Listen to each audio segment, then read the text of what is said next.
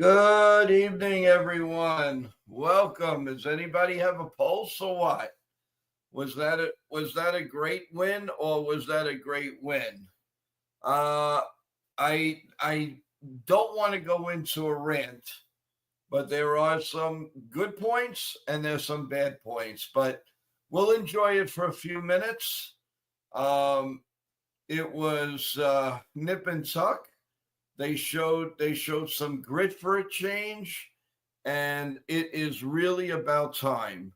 Um, the bench is pathetic, as I said. We got lucky that Ascara hit a long fly ball to the outfield, but that's not a win. That's not a winning formula. That's not a winning bench. That's got to be improved. But we will talk about that at another time. Right now, we're going to enjoy the comeback win. Maybe this is the turning point for Williams. Um, there was a lot of nice things. Trent Grisham did not deserve to be on the bench tonight. He should have played. And something's got to be done. They got to find a way. They desperately have to find a way to get him in this lineup steady right now because he's a force, obviously. And obviously, it's not just little pitching. He's getting it from very, very good hitting off of very, very good pitches. And, that was amazing. I started to get a good feel, obviously, when he homered, but I was scared out of my mind with Williams coming up and those three animals were coming up to the plate. That had to scare all of us. So, really, it was really really cool to see a nice comeback. We do have Jonathan waiting in the wings, so I'm going to bring Jonathan up. And here we go. Hey, Jonathan, how you Hi. doing? Good, good. Good win. You know, a lot of good things, but the ugly head of the minuses that's on this team was that right there for the taking. They got lucky that they got out of this with a win. Uh, But when you see what's available on the bench, with hitters coming up against those pitches, you have to agree this was a lucky win. yeah, this was a very, very fortunate win, but look, there's always room for improvement. And if these guys can show they can hit in big situations, then you can use them more in big situations. And what's lucky now won't be considered lucky. Right. Well, that's true. Shut Look, out, shut you out to never that kn- you, pitch. you never know what someone will do until you give them a chance. And True. sometimes it might take more than one chance, more than one opportunity. True. Just like we talked about Mickey Mantle yesterday. The first time he was no good. The second time he was a Hall of Famer. See, baseball is not an easy game, and not everybody can do it on the first try. The same example is Judge. Judge came up in 2016, hit 179. The next year, hit 52 home runs. So these guys need time to show you what they can do. Oh, I definitely agree. Hey, here's the contest winner. John Perrazzo's in. Great night for comeback. New York win. Let's see. Great night for comeback. New York wins. How about those Knicks? Well, I'll agree with you with the Yankees, but boo boo on the Knicks. Not a Knicks fan. I'm not afraid to say it. I don't. This is not only a New York show, guys. So you got to remember, it's all over the place. Everybody watches us. So I got to be honest. I'm not a Knicks fan. I mean, good for New York. It's a nice story, but they got lucky with two games. They really did. Now they come to the world's most famous arena. and really they got to win one because obviously they can win in Celtics view over there. I'm not a big Boston fan, but I'm also not a big Knicks fan. So, I'll leave Well, that. But congratulations to Knicks fans. well, Very happy for you. even if you're not an avid Knicks fan or a basketball fan, you have to root for the Knicks because the Knicks haven't won since 1973. Don't you want to see someone who doesn't win? That's the exciting part of sports. Well, I have my reasons, but yeah, normally there are two teams that I scratched off on my list, and that's the New York Giants, which I think they're the Jersey Giants, to be honest with you, the football team, and the Knicks. But I have my reasons for them. But Well, that's for that. The Giants have gone downhill ever since Plaxico Burress shot himself. No, Ken, I'm not a Met fan, not by a long shot. There are a lot of different reasons that I don't really care to go into personally, but dealings with those teams. But whatever. I mean, listen. Bottom line is, it's great for New York. New York sorely needs it. It's in such a rough patch. So many bad things are happening, in New York City, and something like this is what they need. What they really need is the Yankees to win 28 championships. That's more important at this point. Look, I think if you could have a perfect season for New York, it would be a Knicks championship followed by a Yankee championship. Well, I think a perfect championship year for New York would be the Yankees and the Rangers. That's a perfect scenario. Yeah. But Well, that's for another day. the Rangers need to make a lot of improvements before that can happen. Well, I just think, I mean, the Ranger team this year fell out of they just stopped playing for the coach. They didn't make the proper changes at the in the summertime. They really thought that they could go one more year with the group that they had. So they got five and dimers like the Yankees would do. Get five and dimers and see how far that goes.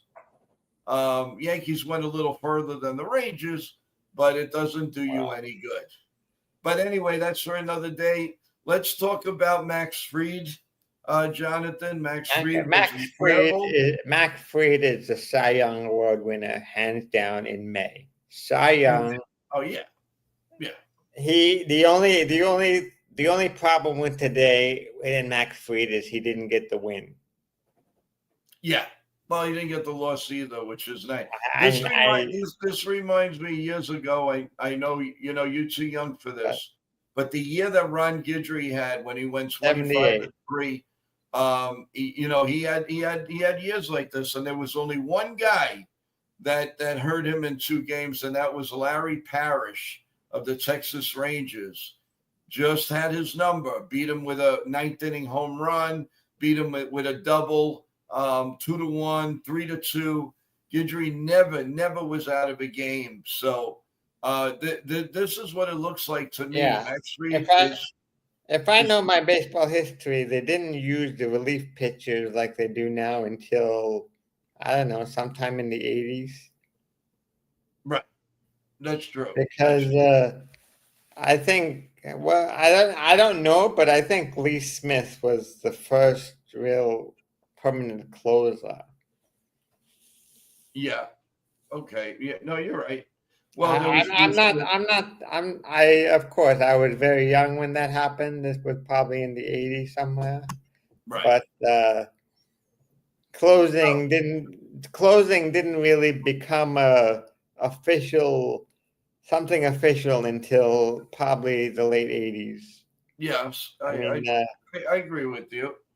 Hey, Jonathan, why don't we take a look at some scores? The Tigers and the Rockies tied 6-6 end of the fifth. in Colorado. The Blue Jays and the Angels, 0-0, bottom of the third. The Cleveland Guardians beat the Washington Nationals 8-6. The Astros all over Milwaukee 9-1. The Pirates, the St. Louis Cardinals, the all of a sudden big St. Louis Cardinals, 5-0 over the Pirates. So they're heating up. The Giants 3-1 over the Cubs. The Mariners 6-5 over our next opponent, the Athletics. You The know what Mets, the Juan Soto with 2 home runs, beat the Diamondbacks 7-1. The Dodgers just mold the Marlins as usual. That's all they play is the Marlins, 10-1. The Red Sox came back and they beat Texas 6-4. The Philadelphia Phillies beat the Tampa Bay Rays 7-0. And the Cincinnati Reds beat the Atlanta Braves 4-3. And another loss, unbelievable for the Orioles, 5-2 to the Twins. And the Royals beat the White Sox 2-1. So that's you know the game that I'm most surprised about is the Rockies and the Tigers. What about? Out of all those scores, I'm most surprised that the Rockies are tied with the Tigers. Yeah. Well, listen, in Colorado, Jonathan, obviously anything can happen. Over there, it's with the air, the way the ball flies, and all of that. We'll get a sense of that. There's something more than just the thin air that it's a 6 wins out of 34 games. Oh yeah, definitely. Well, let's go over the Yankee batting order. Ben Rice went 0 for 4 with the strikeout. I really, really think that it's time that we stop. They stop with the Ben Rice leading off. That's enough already. He doesn't belong up there, and he swings at everything. He never met a pitch that he doesn't like to hit. Aaron Judge, 3 Ks today. You know who I would choose as a leadoff guy? I would put Dominguez. Maybe Dominguez, or leave Trent Grisham. Leave him alone. Or Grisham. Let him do what he needs to do. Yeah, Grisham on Dominguez. Aaron Judge almost had the golden sombrero tonight. He struck out 3 times. Austin Wells, he went 0 for 4. I don't know why because he hit a grand slam yesterday, he was pushed up in the lineup. You don't do it. Leave the way it is. You wanted to insert Paul G, fine, but don't change everything around. Why? After that wonderful game last night, the 10 runs, leave it alone. But no, analytics got to come in. Well, I don't know when they find a formula that works, and a 10-run game is a formula to work. Why do they change the lineup? Well, that's my point. Cody Bellinger, 2 hits. And the bomb of the home run, he went 2 for 4, so he's heating up. Anthony Volpe, another bad game at the plate. He looks lost, and he's way overmatched. Yeah.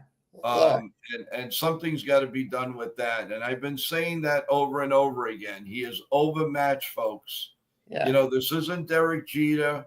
This is, it's just, it's starting to feel like this is what you're going to get from Anthony Volpe. I don't know if he's going to go forward anymore. I really don't. And the one thing about Bellinger is in the last 7 games, he's 6 for 24 with 2 home runs, 4 RBIs, and only 3 strikeouts. Mm-hmm. So he's improving. Yeah, no complaints on that. He's improving, no question about it. The thing that and we'll get into the other points after we do the lineup. But also Dominguez, 3 at bats, 1 hit, 2 strikeouts.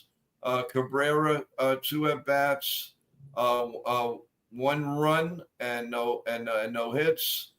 Trent Grissom, of course, with the big home run, 1 at bat. Oswaldo Peraza didn't get up to. He just went in for defense. And JC, of course, with the sacrifice fly, and the Yankees won with that. Pitching wise, Max Fried, what can we say? 7 innings, 5 hits, 1 run, 1 earned, and his ERA now is 1.05. And the earned run was a home run. Right, was a home run. So Ian Hamilton struggled tonight. 2 runs, 2 earned, 2 walks. Did not have a good outing at all. Luke Weaver looked a little shaky, but he got through it. Really didn't, allow anything. His ERA is still 0.53. And Devin Williams struck out 3, walked 1 in the 1 inning, and he brought his ERA down to 9.24. Well, so if I take away anything from this game, I would say Devin Williams did pitch to the way we thought. Devin Williams came through. Is the pitcher that pitches. He pitched like the pitcher we thought we would get. Yeah, John Perezzo says they fight. Yeah, what we learned too is they finally won a game on the Prime Network. You took the words right out of my mouth, big guy. Well, maybe the curse of Prime is over. Yeah, it's about time that they won on that network. Enough's enough. Yes, I do agree. Now, we touched on all the good parts. There's a couple of things, Jonathan, I want to talk about. Number one, this thing with even if you don't like the announcers, you don't like Michael Kay or whatever, this music, this loud stuff. Are we at a ball game or are we at a kindergarten show? This is the one thing that I've always hated about Yankee Stadium. The artificial noise that they pump in throughout the game to pump you up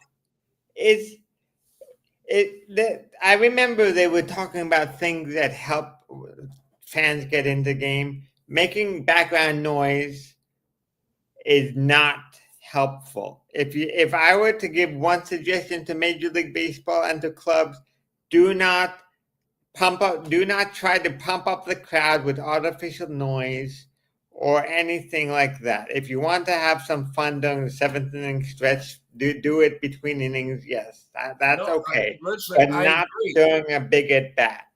Because when you sit next to a loudspeaker in the stadium, and I have in Yankee Stadium, the noise is deafening and it takes away from your fan experience.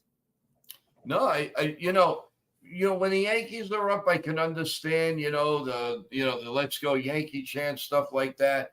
But now every pitch with the visiting team, it's really annoying.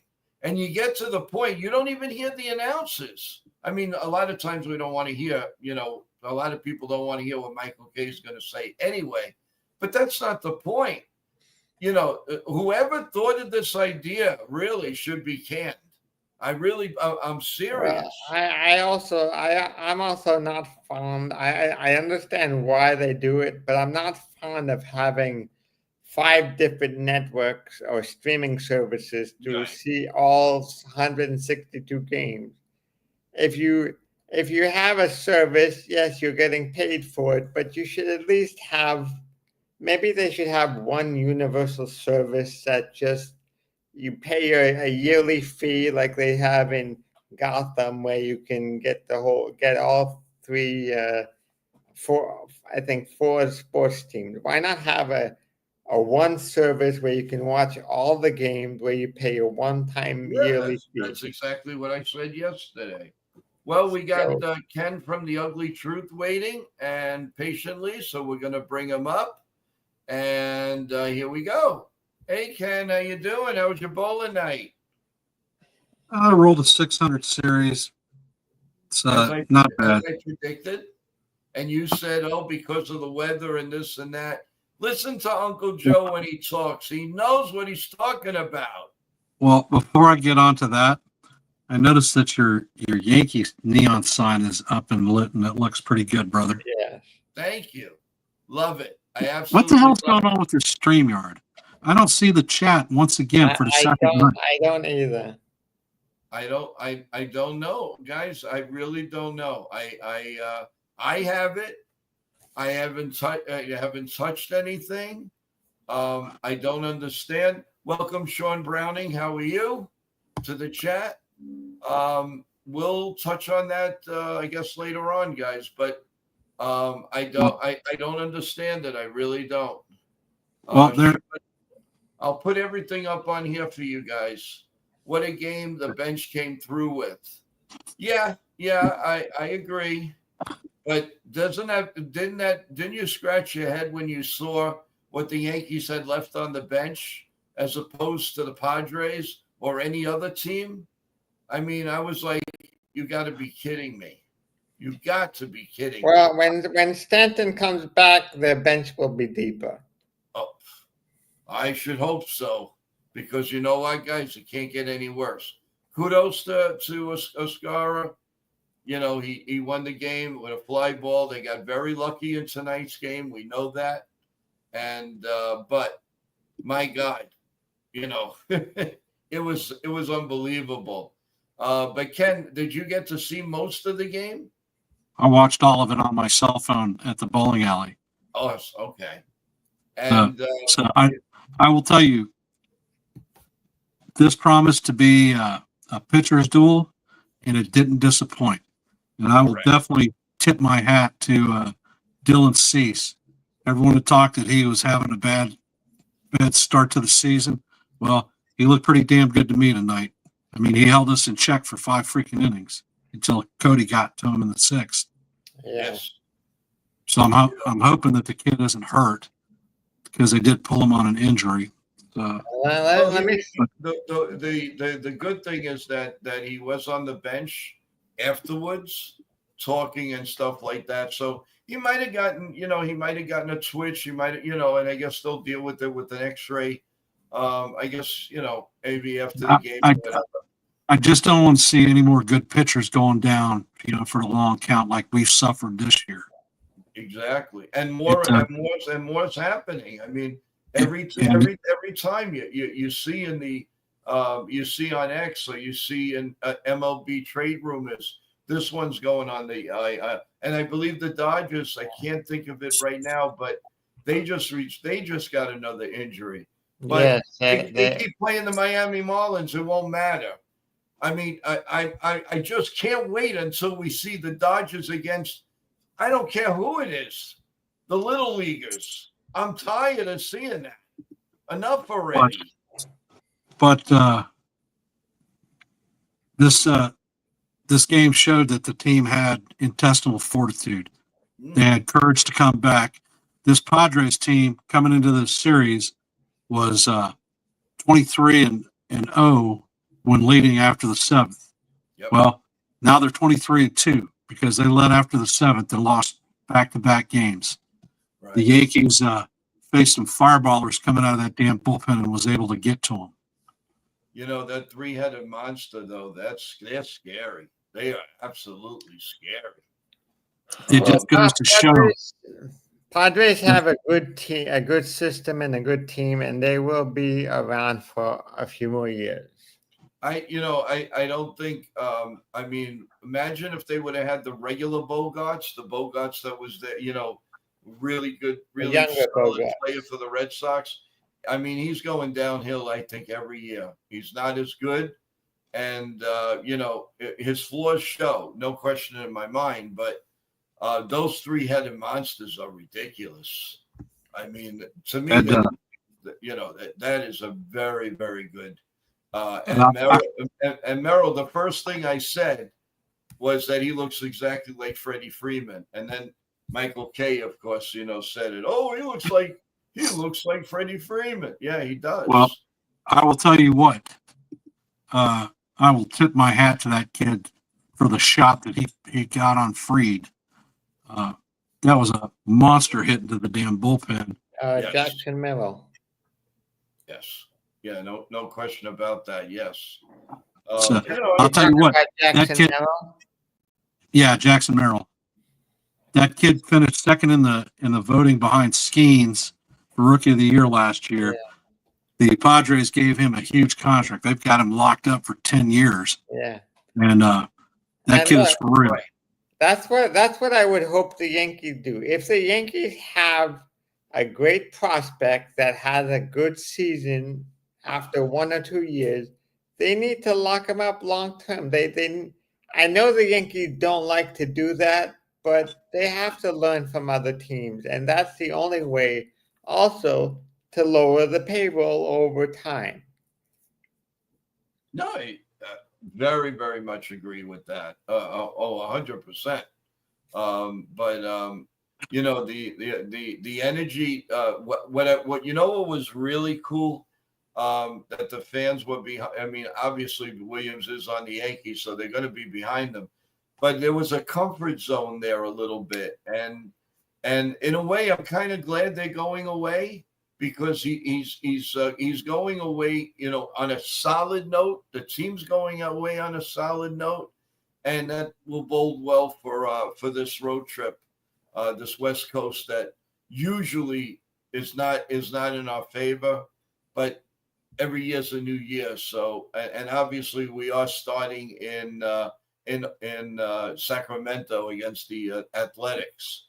I didn't see the pitching matchups, but I would They figure haven't, they haven't been announced yet. They're okay. for either squad. Okay, good. So I guess tomorrow we'll see. I would say, another good point, Ken and Jonathan. I don't know if you saw, but another good night for DJ LeMahieu. He looked really good at the running. No, He looked good at second base. Based on what happened I know he had tonight, at least one hit. I know he had at least one hit, but he was running. He didn't stop. He tried to leg out, and he beat out an infield hit. So there's a lot of good things. And if he could only stay healthy, I don't see why he wouldn't be on the team, going forward on Friday night. Look, if DJ LeMahieu can come back and give us some good offense with a solid glove, I would take it. I mean, I'm not expecting DJ LeMahieu to come back and hit 320, but if he can hit 270 with solid defense and a high on-base percentage, I'd take that all day. Well, I would say if their intention, he may play tomorrow back to back. I think, if I'm not mistaken, Scranton has a day game, and he'll probably play get 2 at bats and maybe play 4 or 5 innings, and then they might make the move. They'll probably Reyes will be out, and LeMahieu will be in. To your point, and to add to your point, Loaisiga pitched 2 scoreless innings also. Yes, he did. Yes, and again, I watched those 2 innings, and he looked strong. The ball was moving like it was a couple of years back, and boy, he's coming back at the right time. So if we can get Loaisiga and LeMahieu, we get a solid arm and a good infielder that can hit. And don't forget about Jake Cousins, guys. Jake Cousins as well, but I haven't heard. That's another one. Yeah, I haven't heard any updates on him today.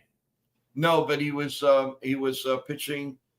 He was pitching to Giancarlo Stanton at Yankee Stadium. He threw around the Memorial Day, or maybe after Memorial Day, we could see a bunch of these guys come back to the Major League roster. Now the The other question is who is going to take their spot? Whose spot? Oh, and another thing for Ken, which I never even thought about, but Scott Efros is making his way back. I don't know if that's good or bad.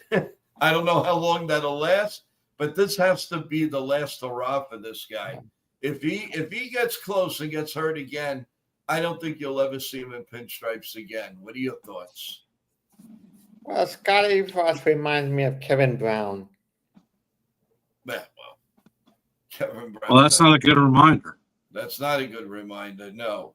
No, At least he doesn't hit walls with his pitching hand. no, he doesn't punch a brick wall and break his hand. Well, that's probably the dumbest injury I've ever heard someone say. If a pitcher is angry, I'm sure they got a gym or a workout room with a punching bag in the stadium. Why don't you just run to the punching bag, relieve your stress on the punching bag, and then go to the showers and chill out? Yeah. Well, you could do Paul O'Neill and freaking beat the shit out of water coolers. Yeah. Or you could do a Brett Gardner and grab a bat and start beating the crap out of the ceiling of the dugout. Yeah. Well, look. Hysterical. If you destroy a water cooler, it doesn't hurt your career. It's just water and a plastic jug. If you break your hand, that could be the end of the career. John Perez is going Labonte Jr. Yeah, I believe he went 1 for 4 tonight, and he's looking good, and he's not overmatched. The pitcher that was pitching was throwing 95 miles an hour, and he had some solid flies, foul, whatever. Then he ended up grounding out, or but. You could see this guy's got he's got the goods, man. He's got the goods. And if they can't imagine making a trade for, Contra or somebody like that for him, that would be the biggest mistake ever. Because this guy, Sean Browning is saying Chris Sale broke his pitching hand. Oh, punching TVs. That's right. I thought it was something, now, but I don't know. It's weird. It really, really is weird. And listen, at least we're going on the road trip on a solid note. We won a series, guys. We won this series after that big letdown on Monday, and that holds for some water, right, Ken? That's a very, very good thing. I mean, it was truly the first high leverage team that we faced that we've actually won a series against. The team showed a lot of courage and guts when we were not doing well early in the game, and came away with wins in two real big games for us. Yeah, and Sean Browning is saying Williams got some revenge tonight. Yes, he did. Well, I'm going to tell you, Williams pitched tonight because of the amount of use that our bullpen ended up getting. They didn't want to use them. You could tell that. What do you see a bullpen move for a fresh arm soon? I do. Well, they have a day off tomorrow. Yeah, they have the day off. They're gonna, no, I don't know. I don't see it. Well, again, like what is that? Wiggins? winning. Yeah, he might come up. Yeah, I wouldn't doubt that. And bring De Los Santos down. That's a possibility. Well, the next team we're playing are the A's on the West Coast, Right. and then the Mariners. Right. And we're gonna have our hands full in both those series. The A's actually have, I think, the same record as us. Amazing, right? Yeah, they're actually not playing bad, and the Mariners' freaking rotation scares the crap out of me. Yeah, well, we've been through that with these rotations. and you know, we've held our own. We have held our own, and like I said, every game, it's a check mark off of May, off of every of those hard games. You know, we've still got a long haul in May, but one day at a time, we start checking it off. Hopefully, with a win, But these rookies are getting a first class education in what it takes to be a New York Yankee Yeah. and the fortitude that it takes to represent the city. Yes, yeah. So Well, New York is getting a their very edges. hard place to play, and it's very demanding. Well, And- it's an education of hard knocks, and Yankee fans are ruthless, and they will let you know without uncertain doubt if you aren't performing up to standards. Oh, they'll let you know, no question about it. But it was great. I mean, the outpour for Williams was awesome. I mean, they were really behind them tonight. They forgot about everything else. Let's just get these 3 outs. I mean, you know, listen. I mean, just look at while you're waiting for the inning to start.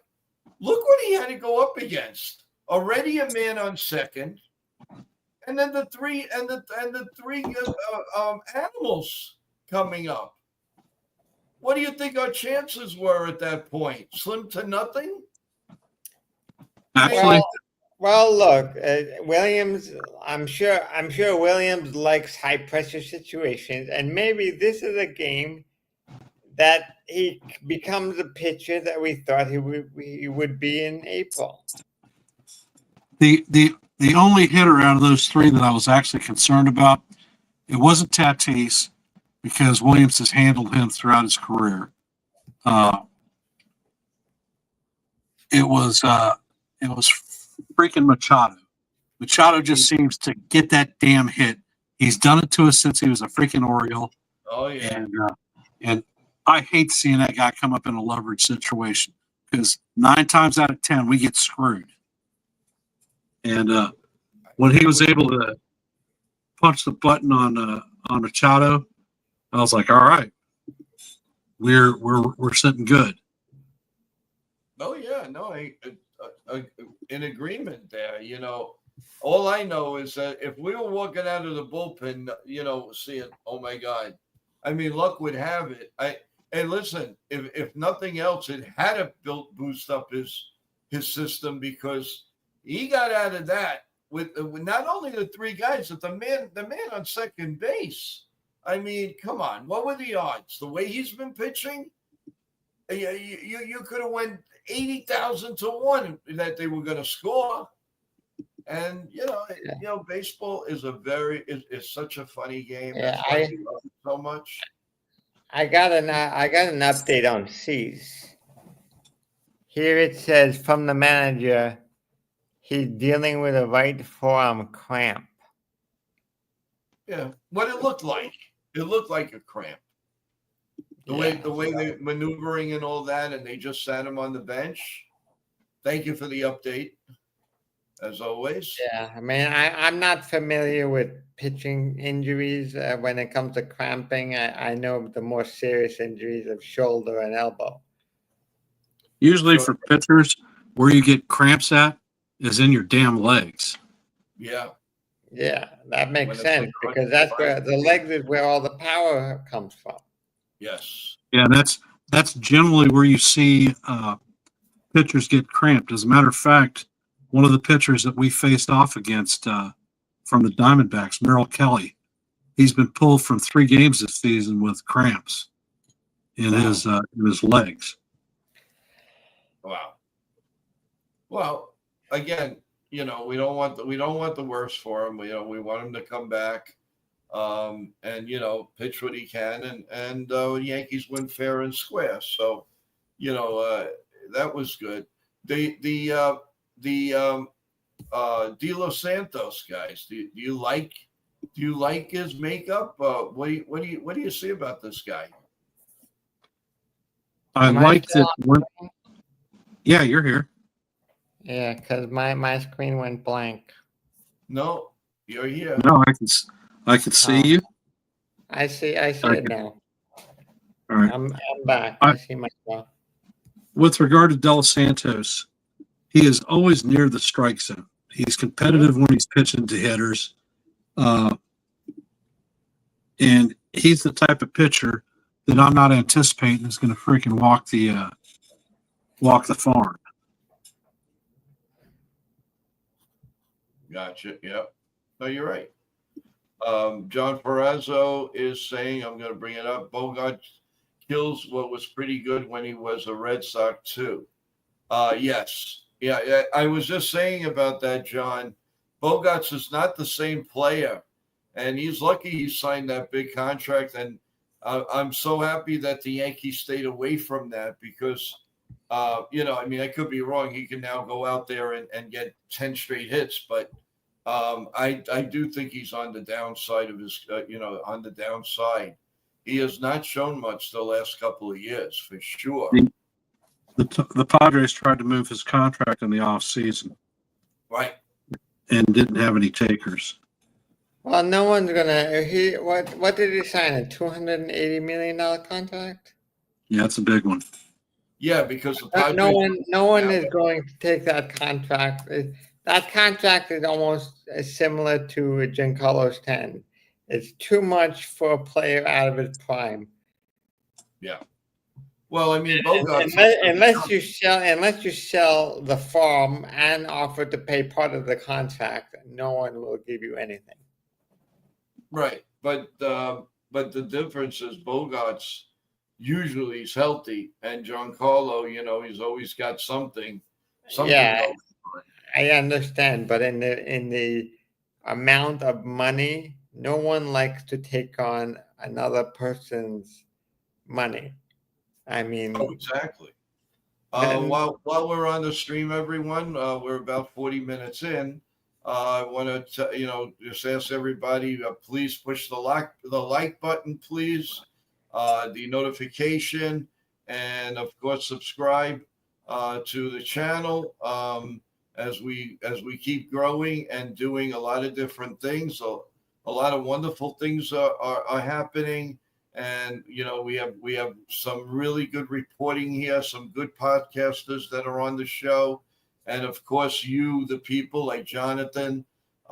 You guys are aces. So keep it coming, and we want to build this to be a big family affair, and little by little it's getting done. So a little bit more, guys. Again, the Kenya, I think you mentioned you were a little skeptical about the Ace series. Although I think the Yankees will win at least 2 out of 3 there. Like I said, we're setting locked up pretty much even records. They've been playing some real good ball.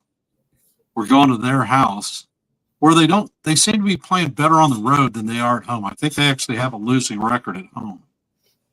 Okay. And that is a minor league ballpark they're playing in. It's not Yes. it's not a regular major league park. Well, yeah. I mean, they're staying away from Oakland. Obviously, no more Oakland and all of that. Well, So, Hell, the old Oakland Stadium had so much freaking foul territory, and the outfield were so freaking huge at that place. Oh, 100%. yeah, I think Oakland and Tampa were probably the 2 worst stadiums to play in. So we don't have to talk about Tropicana Field because that's maybe the wind got so angry they just wanted to get it over with. And, yeah, right.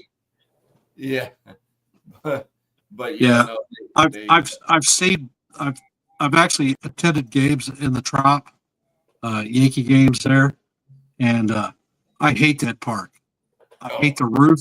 I hate the rafters. I hate the rules that are dealing with it. I mean, there are no fans. Tampa doesn't actually have fans because the 5 or 6 games I've been there, it's 90% Yankee fans. Oh yeah. Well, Tampa is not was not a place to put a baseball team because the Yankees were there. They were there 2 years before the Rays even existed.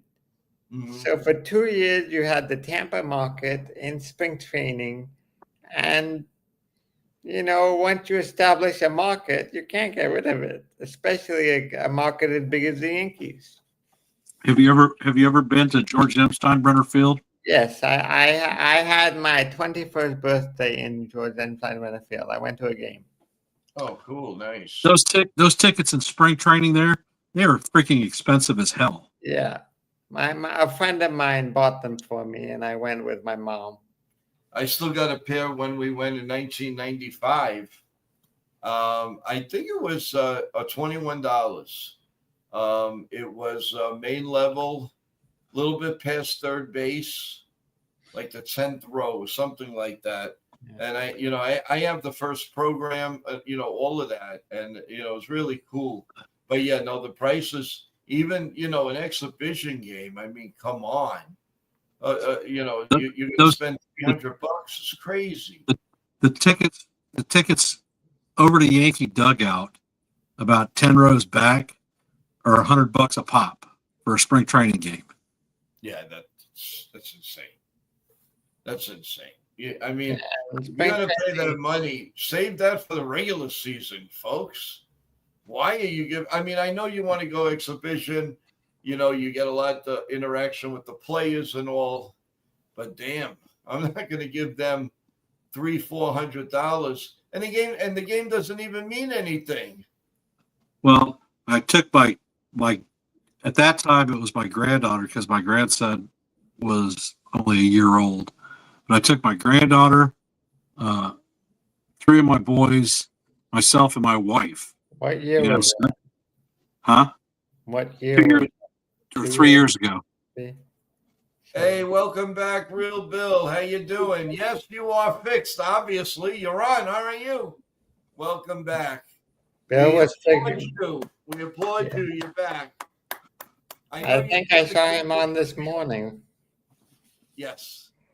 Yeah, we found out that you were on this morning, but you wrote me after the show, and you told me it looked like everything was good. So, by the Except way, we Real can't Bill see. gives everybody a shout out. Except we And, can't see the chat. we can't see the chat. Only you can see the chat, Yeah. or I Well, can watch it on YouTube. On as soon as we end the chat, we'll try to figure it out. But I don't know. I mean, as far as I know, I see the chat. I mean, thank God. The stream is going well, which is great. So I don't want to I don't want to jinx it. But again, now that we have real Bill, what'd you think of the game tonight? I'm sure you have to be tickled pink. You must be very, very happy. And what are your thoughts about that inning where Williams had to come in and face the three-headed monsters? That was incredible. Well, if Williams can get through a three-headed monster from a team, then he can be a legitimate closer. And maybe it's all about adjusting to a new team, building up confidence. Yes, he struggled in April. April is over. We're in May. Now he can be the pitcher that he is. Correct. Pretty soon we'll be analyzing and talking about a Subway Series. Right after this weekend, we're going to be actually talking about it. The Subway Series will be the talk of the town. I mean, especially I have a feeling every day the majority of the talk will be about Soto every day. Oh, of course. Real Bill saying, I just got home from the hospital and I didn't get to see or hear. That's why I'm here. Well, Real Bill, quickly, there was a lot of things that happened that went back and forth. But I am going to, for that matter, either Ken or Jonathan, you want to take it and give a little recap to him of what really took place? Yeah, there was a great pitching duel. Max Fried went. Let me go back. Uh, I well, believe he went 7 innings, right? it was 7 innings, 1 run, and the run was a home run. 5 hits, 8 strikeouts. His ERA is down. His ERA is at 1.05. Dylan Cease came in also. He matched Fried 6 2/3, 1 hit, which was a home run, 2 walks, 9 strikeouts. So it was a pitcher's duel all through the 7th inning until the Yankees eventually scored. And the bullpen, I'm sure, Ken, you have more announcing experience. You can elaborate. Oh, shit. I'm still here. He's popping me up and down. Now he's coming back. Yeah, I guess. The high points for the game, from my perspective, is Dylan Cease had a no-hitter through 5 innings.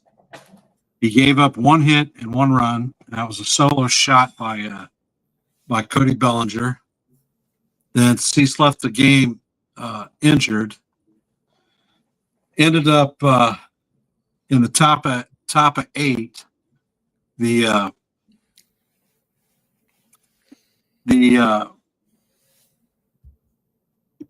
kid Hamilton came in, didn't pitch very well.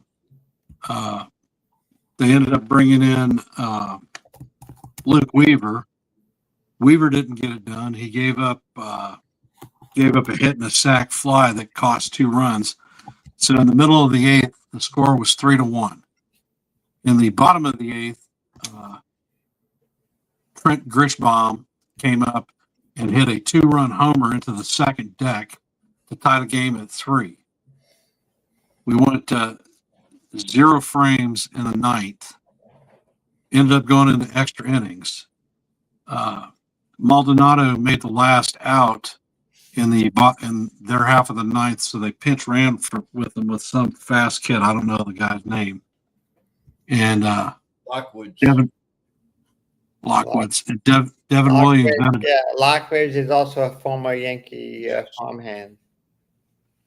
And Devin Williams ended up getting the call for the 10th inning, facing up against Tatis, Machado, and Jackson Merrill. And Scary as hell. Williams pulled a rabbit out of his hat, ended up striking out Tatis, struck out Machado, and I don't recall what Jackson did. I Did believe he ground had a ball to center field? Yeah, he had a fly ball to. I thought it was. What is that? The play that made? Or maybe I'm thinking about the other team. Okay, well, they didn't score in the top half of the 10th. Right. In the bottom half of the 10th, our ghost runner was Jason Dominguez. The batter was Oswaldo Cabrera, and he executed a perfect sacrifice bunt, which moved Jason Dominguez over to third base. Was it Volpe that came up? Volpe, yes. Yes. Volpe didn't do beans. As a matter of fact, I think he struck out. Bingo. Then I think it was Vivas. No, Vivas No. was in the game. Vivas got pinch hit for. That's when JC Ascar came in, and he hit a fly ball to the warning track that was caught by their left fielder, and Dominguez tagged and scored for our first walk-off win of the season. Yep. And the series win.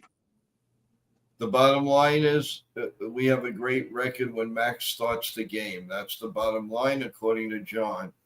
Yep, John, you're right. I guess we're a perfect 8-0. We are at least 8-0.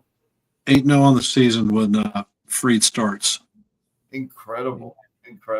That is, Yeah, again, it reminds me of It reminds me of the Ron Guidry days. I don't know who remembers that out there, but it's certainly looking that way. And at one time he was 11-1, and the one game he lost was because of Larry Parrish hitting a 2-run homer in the bottom of the ninth in Texas. Otherwise, he would have went on to at least be 16-0. But you don't have to feel like that. 25. He went 25-3. Yep. Had a 1.74 ERA and 248 strikeouts on the season. That alone, he should be, just be in the Yankee Hall of Fame. Just that, what he did with half the team on more than half the team on the disabled list at that time. That's what they called it, the disabled list. And then all of a sudden, the light just went up around July 22nd, and they went nuts. It was the greatest. It was great. Every day they were winning, and the way they won so decisively, grand slams. That you need a 3-run homer, you'll get it. You got it. You got it from Darryl Strawberry. You got it from whoever it was. They just, they just. I'm talking now 98, but in like 78, the same thing. Lou Piniella and those guys, they were just Oscar Gamble. Mickey Rivers was a stealing machine. Mickey Rivers would be out for 2 weeks on the disabled list. He'll come up and pinch hit. He'll get a triple, and they win the game.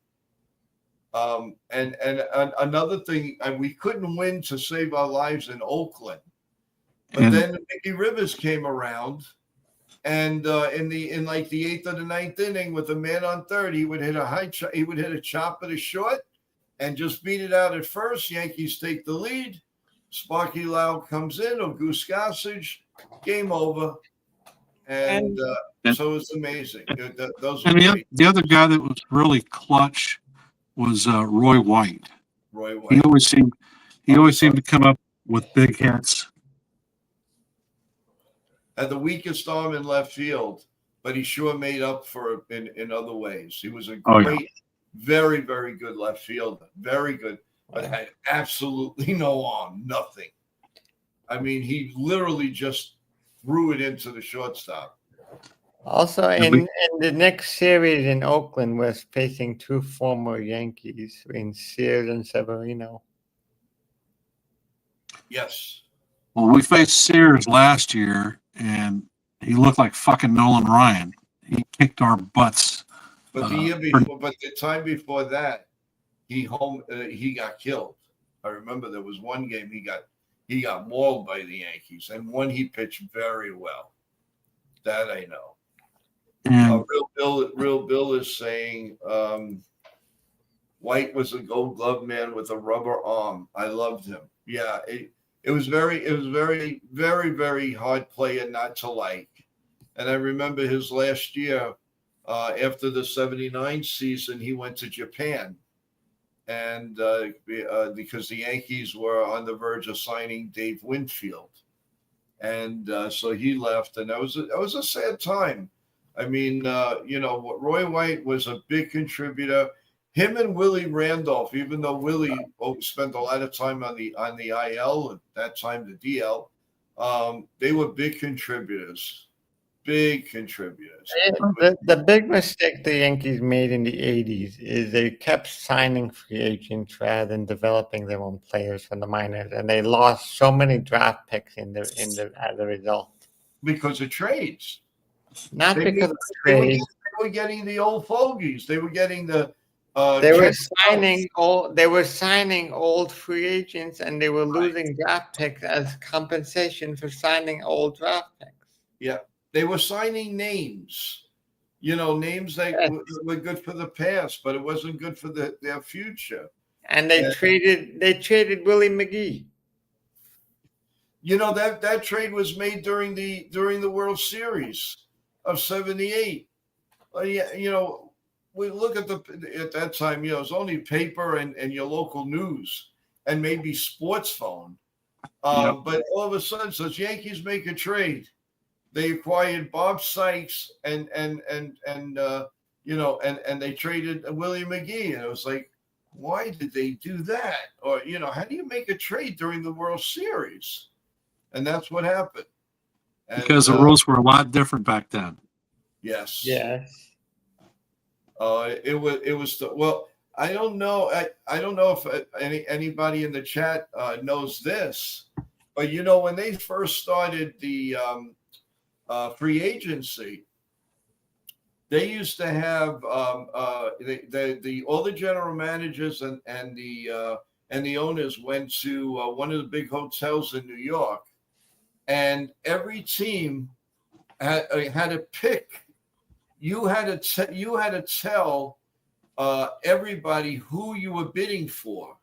So you would put down, let's say, Reggie Jackson, Dave Winfield, this guy, and the Yankees would leave there, and you would know who they're going to, but they can only be put on 4 major league teams. So the Yankees were lucky a lot of times because nobody was going to pay Reggie Jackson the money, even though it was like at that time only what do you make, $3.57 million. Nobody was going to pay that really. So the other teams were going after, the Yankees always had all the big stars, Reggie Jackson, Gary Matthews, Pete Rose. They just, but it was so different. Then they got rid of that. And then it was, as soon as you become a free agent, anybody can bid for you. Why this thing you had to be put on a list? That was ridiculous. But again, everything changes. John Perezzo saying another 2 guys the Yankees gave up that came back to kill us, of course, was Doug Drabeck and Jay Buhner. Yeah.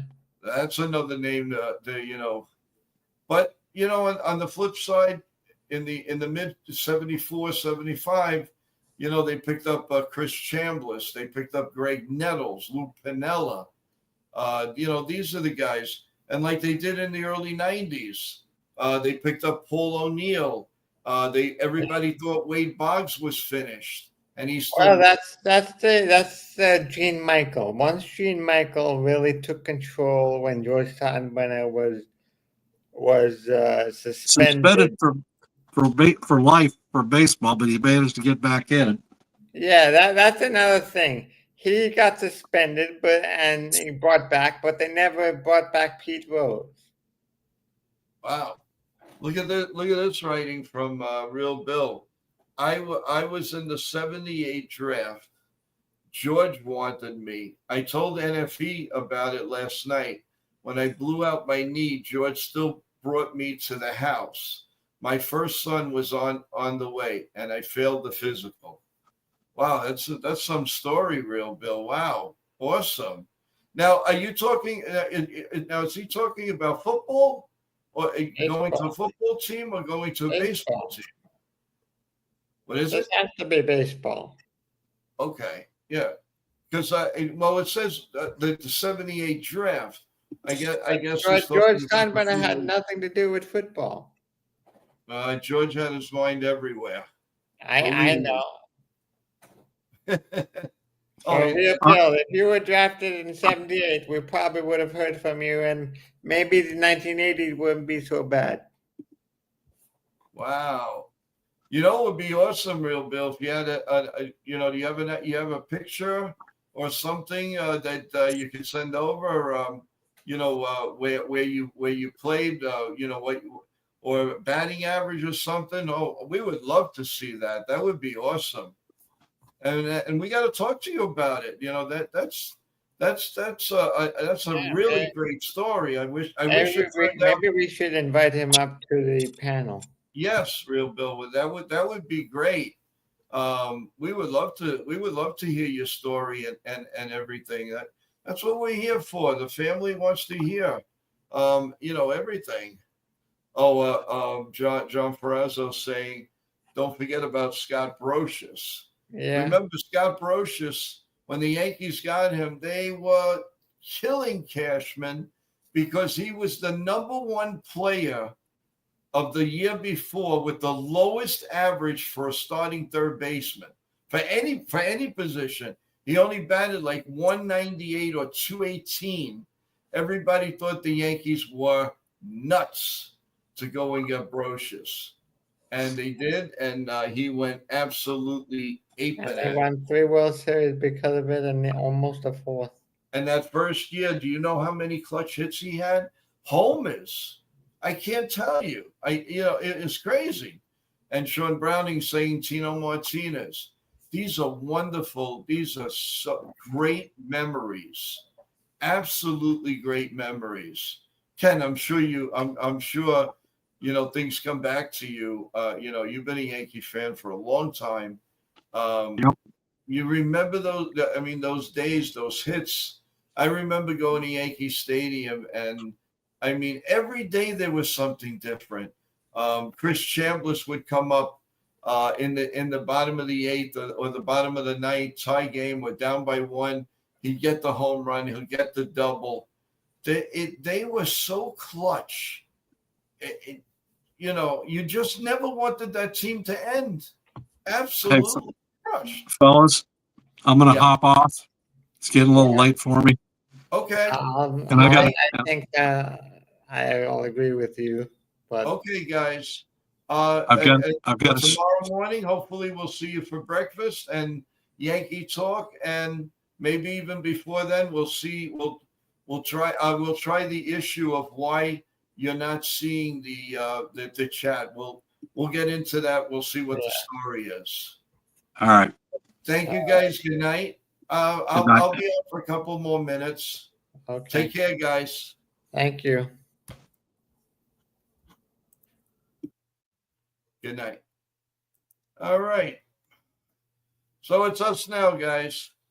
So let's go in the chat again. And Sean Browning's going, how about Hideki Matsui? Yes, Hideki Matsui did so much for the Yankees since 2002, 2003. He had magic moments. Then, of course, he was the MVP of the 2009 World Series.